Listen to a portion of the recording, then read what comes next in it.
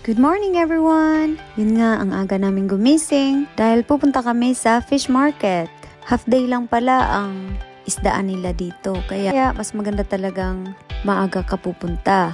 Dahil bukod sa fresh pa ang mga tinda nila, wala pa masyadong tao para di ka maubusan. Pero mas maganda din pumunta dito bago sila mag-close. Dahil yung mga natirang paninda nila, ibabagsak presyo yan nila para madali na maubos. So ayan, nandito na kami. So ito yung fish market nila dito.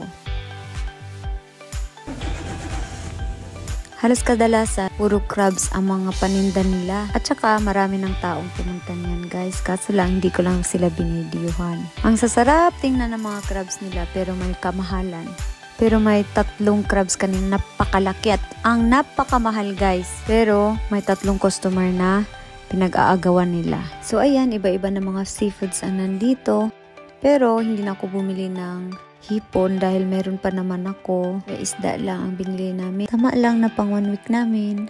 Meron na namang crabs dito. Ang sarap talaga niya tingnan. Sinasabi kong pinag-aagawan kanina, triple ang price nun at saka yung size. So ayan, nakapamili na kami. Pero dumaan muna kami saglit sa convenience store. Nagpabili ako ng tinapay.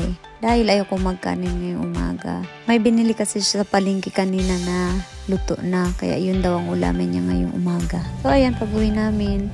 Naisip kong lukuhin tong anak ko. May dala naman kaming susi pero pagbuksan natin ang pintuan guys.